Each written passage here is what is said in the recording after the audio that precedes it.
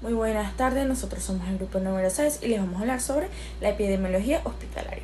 Ok, para entender esto vamos a tomar en cuenta que la epidemiología hospitalaria también es conocida como epidemiología clínica institucional. Ella es una rama de la medicina que se especializa en la salud pública y se enfoca en la vigilancia, prevención y control de los eventos relacionados con lo que es la salud dentro de las instituciones de salud médica, ¿ok? El objetivo principal de esto no es solamente vigilar las enfermedades, sino garantizar la seguridad del paciente y la calidad de atención mediante decisiones basadas en lo que va a ser la evidencia. Sus pilares fundamentales de la epidemiología hospitalaria van a ser lo que es la vigilancia de infecciones asociadas a la atención de la salud, el control de brotes hospitalarios y la gestión de la resistencia antimicrobiana. Mi nombre es María Aparicio y yo les voy a hablar un poco sobre el mapeo de riesgo hospitalario.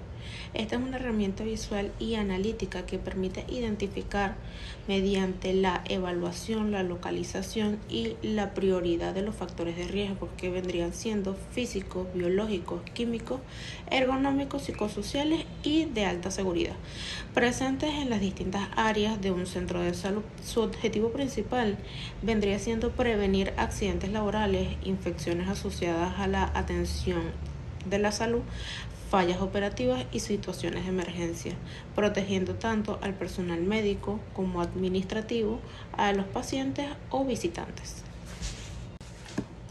Gráficamente debemos respetar la representación de los códigos de colores según la naturaleza del riesgo. El verde es un riesgo físico, como ruido, vibración, temperaturas externas. El rojo es un riesgo químico, como polvos, humos, nieblas, vapores, gases y sustancias químicas inhalables. El marrón claro, vendría siendo un riesgo biológico, un virus, una bacteria, hongos y otros microorganismos que pueden ser dañinos. El amarillo es un riesgo ergonómico, una situación de estrés mental y físico. El azul es un riesgo de accidentes naturales y estructurales, lo que vendría siendo por incendios, explosiones, sismos, inundaciones, entre otras cosas. Esto gráficamente lo vamos a representar mediante círculos. El círculo debe tener un tamaño de leve a moderado o grave. Eso fue todo. Muchísimas gracias. Mi nombre es Nailin Chávez y yo les vengo a hablar sobre las infecciones asociadas a establecimientos de salud. Estas se definen como aquellos procesos infecciosos locales o sistémicos que contrae un paciente durante su permanencia en algún centro de salud o en algún hospital, y que éstas no se encontraban presentes ni en periodo de incubación en el momento del ingreso del paciente al centro de salud. Generalmente se considera IAES las que se manifiestan de 48 a 72 horas después del ingreso hospitalario. También se incluyen las infecciones que aparecen hasta 30 días tras el alta médica o hasta 90 días o un año, si se trata de alguna colocación de alguna prótesis o algún implante quirúrgico, y las contraídas por el personal de salud en el ejercicio de sus funciones. Buenas, mi nombre es Paula Linares y yo les voy a hablar acerca de la clasificación. Podemos decir que esta se clasifica según su vía de transmisión. Existen varias vías.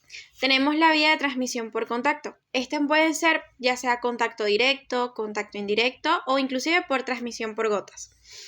Tenemos también transmisión aérea. Esto ocurre cuando hay una diseminación y donde el protagonista va a ser las partículas pequeñas que vamos a encontrar en el aire. Tenemos la transmisión por vehículo. Esto es debido a alimentos, agua, medicamentos, dispositivos o algunos equipos médicos que se encuentren contaminados y ellos transmitan la enfermedad. Tenemos también la transmisión por vectores. Aquí vamos a tener como protagonista los vectores, ya sean mosquitos, moscas o ratas o algunas alimañas que puedan transmitir estos microorganismos. Bueno, continuando con el tema, ahora estaremos hablando sobre los tipos de epidemiología hospitalaria. Primero tenemos que aclarar un punto. No existe una categorización oficial por parte de alguna institución del área de la salud de carácter internacional o, simplificando, de alguien importante, como podría ser la OMS.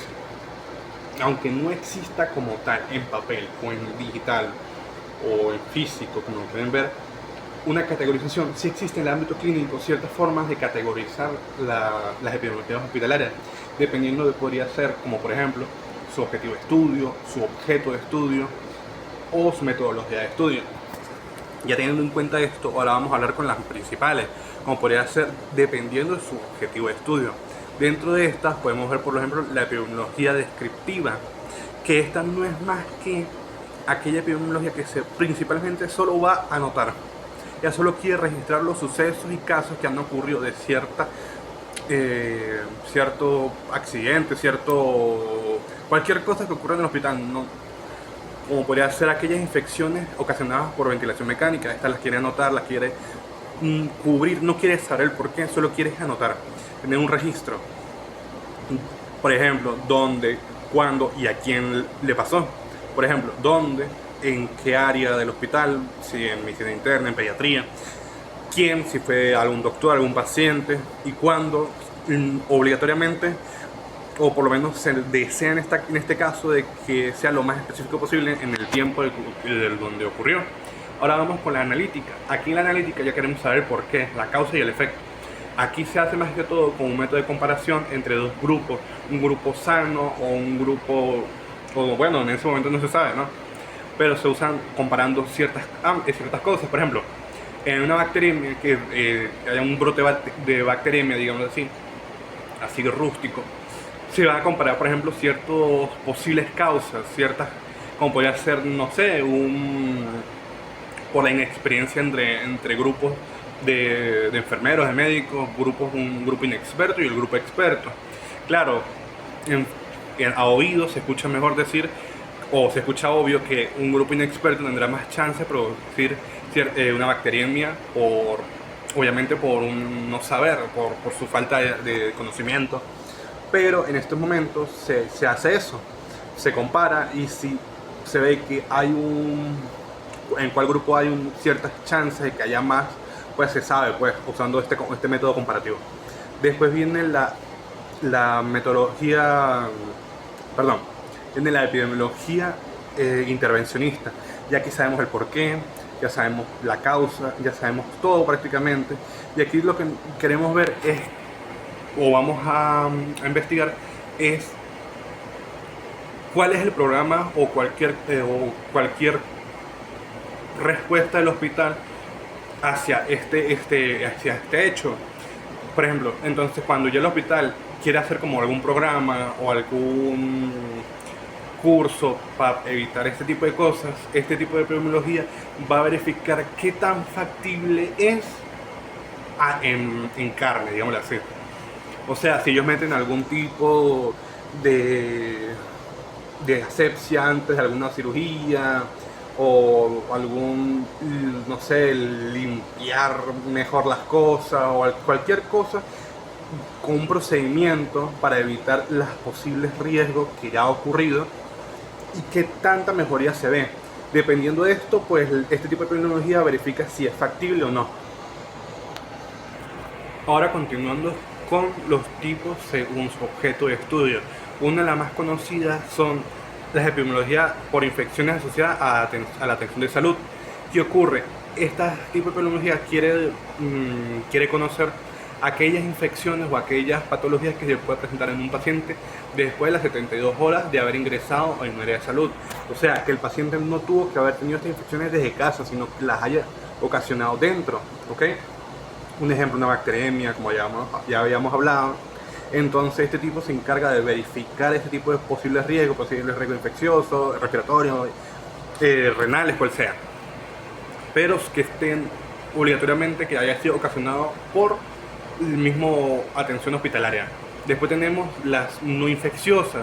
¿Qué ocurre? En estas no infecciosas mayormente no están ligadas a obviamente a alguna infección, sino están más ligadas más que todo a caídas, riesgos que habían podido pasar al paciente, que no obligatoriamente es por culpa del doctor, sino cualquier riesgo mínimo o grave que le pueda ocurrir al paciente mientras esté caminando, mientras esté reposando en cama. Todos estos riesgos lo va a intentar meter esta epidemiología y tenerle un registro de este caso. Después podemos ver, por ejemplo, las epidemiologías a resistencia antimicrobiana. Ya aquí puede ser que el mismo hospital salga un poquito fuera de su zona para identificar el porcentaje muy peculiar que tiene ciertos microorganismos, justamente bacterias, en el hospital, o sea, por ejemplo, algunas bacterias aureus que se da con más chance en este hospital que en otro. Ya aquí se ve raro en el caso, entonces, ¿qué ocurre? El mismo hospital intenta verificar por qué está ocurriendo esto, cuánto es su resistencia misma a los antibióticos, como si fuera una cepa que justamente esté ocasionando más que todo en este hospital infecciones que en otras áreas. Después conseguimos la epidemiología de salud ocupacional o seguridad del personal. Ya aquí es más que todo, bueno, como dice su nombre, seguridad del personal. O sea, ya ver qué tantas chances tiene. Como tal, es una protección que tenemos para nosotros como médicos o personas del área de salud. No necesariamente médicos, pueden ser personas normales. O sea, que no sean médicas, como pueden ser los guardias, el portero, cualquier cosa dentro del área cualquier trabajador del hospital, mejor dicho. Más que todo ver su seguridad, si no ha tenido riesgo, caída ya que es parecido al otro, o cualquier daño, no ha tenido peligro, no ha tenido infecciones. Aquí les ayuda también a proporcionarles métodos de seguridad, o deberían proporcionarles métodos de seguridad para que los mismos trabajadores no se vean afectados por alguna infección o contagio de cierta patología. Gracias. Buenas tardes, mi nombre es Ángel García, estudiante de la edición número 23. Continuando con los tipos de epidemiologías hospitalarias, hablamos sobre la que se mantiene según el método y enfoque de vigilancia. Cuando referimos a esto, nos basamos primeramente en el diseño de sistemas de captación de datos, lo cual determina la eficiencia en el día a día según el comité de infecciones y define la asignación de recursos de las instituciones. Esto se divide en bases principales, por ejemplo, la vigilancia pasiva. Esta se fundamenta en las notificaciones espontáneas, voluntarias y directas de los eventos por parte de los servicios médicos y también del personal clínico. Tiene como principal desventaja que es muy propensa al subregistro y a una frecuencia subnotificación de casos. Por otro lado, también tenemos la vigilancia activa. El equipo de epidemiología busca los casos de forma proactiva e independiente. Para ello, realiza revisiones diarias de historias clínicas, resultados de laboratorio, como cultivos positivos, servicios de urgencia, salas de hospitalizaciones, etc. En base primeramente a lo que es cuidados intensivos. Este es un método más completo, cabe recalcar, aunque consume una mayor cantidad de recursos. Otra vigilancia que podemos mencionar es la vigilancia selectiva, focalizada, y también algunas personas lo llaman como la centinela. Esta se basa principalmente en intentar en su totalidad embarcarse en todo lo que es base hospitalaria. Selecciona estratégicamente lo que son servicios, unidades y pacientes representativos de muy alto riesgo. Por ejemplo, la UCE, neonatología, cirugía y unidades de quemados. También puede enfocarse en procedimientos específicos como cirugías mayores, considerándose en el modelo más eficiente y recomendado. Por otro lado, también puedo mencionar lo que son vigilancias por muestreo. Cabe recalcar que este consiste en una revisión muy bien planificada y únicamente una muestra representativa de las historias clínicas. Por ejemplo, el 20% de las altas mensuales de un hospital, por ejemplo, en lugar del universo total. Otra vigilancia que puedo mencionar es la vigilancia por indicadores. Algunas personas lo llaman objetivos. Se concentra de forma estricta en eventos específicos y estandarizados, vinculados en manera directa a la utilización de dispositivos médicos e invasivos. Pero esta tiene algo muy particular en que se fundamenta en 3 pilares clásicos de control. Mencionamos primeramente lo que es infección de tracto urinario asociado a catéter, que en su abreviatura es UTI-AC. También puedo mencionar lo que son neumonía asociada a ventilación mecánica, y también puedo mencionar lo que es infección de torrente sanguíneo asociada a catéter central.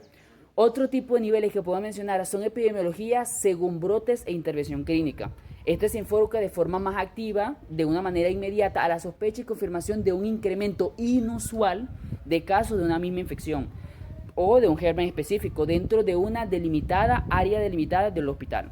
Ante situaciones críticas, tales como puede ser brotes de Klebsiella productora de carbapenemasas en una UCI, unidad de cuidados intensivos, gastroenteritis por norovirus, etc. Todo esto se basa primeramente en un tipo de epidemiología que despliega una investigación profunda dentro de un campo urgente para poder interrumpir la cadena de transmisión. Sus actividades principales comprenden primeramente el establecimiento formal de una definición de caso, basada en la ejecución de una búsqueda activa en pacientes infectados. También podemos mencionar el análisis epidemiológico descriptivo para determinar con precisión cuándo, dónde y quiénes se están viendo afectados. Podemos decir variables como tiempo, lugar y persona. Otro que vamos a mencionar es La implementación inmediata de medidas de control crítico, que incluyen el aislamiento de pacientes, un refuerzo estricto de higiene de manos, una revisión exhaustiva de los protocolos institucionales y una base primeramente proactiva de vigilancia. Muchas gracias. Buenos días, mi nombre es Rosario Millán y hoy les voy a hablar sobre los factores de riesgo, en este caso los factores dependientes del hospedero. Podemos decir básicamente que son las condiciones biológicas y clínicas no modificables del paciente que inevitablemente disminuyen su respuesta inmunitaria y rompen su barrera cutánea mucosa. En primer lugar tenemos los extremos de edad. Los neonatos, especialmente los niños prematuros, son los más vulnerables debido a que su desarrollo no terminó y a la fragilidad así de su piel. Por otro lado, tenemos a los pacientes geriátricos, que son más propensos a las infecciones debido al envejecimiento. En segundo lugar, tenemos comorbilidades metabólicas. Aquí la diabetes destaca como un indicador clave de infecciones, ya que alteran la movilidad de los neutrófilos, impidiendo así su llegada al foco infeccioso. A esto se le suma también el fallo renal y la enfermedad hepática y desnutrición. En tercer lugar, tenemos los estados de inmunosupresión. Presentes en pacientes oncológicos, básicamente todos ellos presentan una neutropenia severa, es decir, una caída de los glóbulos blancos que anula por completo de las defensas, dejándolos vulnerables ante patógenos oportunistas que se encuentran en los hospitales. En cuarto lugar tenemos la escala de Apache. Esta evalúa la salud global del paciente en sus primeras 24 horas en la UCI, mide signos vitales, análisis de sangre, etc. A mayor puntuación en Apache 2, el paciente está más grave, sus defensas están colapsadas, lo que permite que las bacterias del hospital lo colonicen. Tenemos SOFA, este mide el fallo del órgano. Tenemos también los factores dependientes de la intervención, que son las variables extrínsecas. Estos son los factores más modificables por la práctica médica. A diferencia de los anteriores ya mencionados, estos representan todo lo que el personal de salud le hace al paciente. Tenemos en primer lugar la ventilación mecánica. Esto ocurre básicamente porque el tubo endotraqueal anula el reflejo de la tos en el paciente y permite que las secreciones contaminadas pasen hacia el tracto respiratorio inferior. Tenemos en segundo lugar los catéteres. El riesgo aquí radica básicamente en la manipulación constante del dispositivo y en la capacidad de las bacterias gram positivas y gram negativas se adhieran al tubo y crea una capa que las hace inmunes a los antibióticos y esto dificulta así su eliminación. Tenemos también la sonda Foley. El riesgo es la migración bacteriana ascendente perisonda, donde los microorganismos aprovechan el espacio externo del tubo para colonizar así a la vejiga. Procedimientos quirúrgicos. Tipos de cirugía. No es lo mismo operar un hueso que está limpio, que está sano, que operar el intestino que está lleno de materia fecal. También tenemos el tiempo de la duración de la cirugía. Si la operación dura más de 2 horas, la herida está expuesta a las bacterias.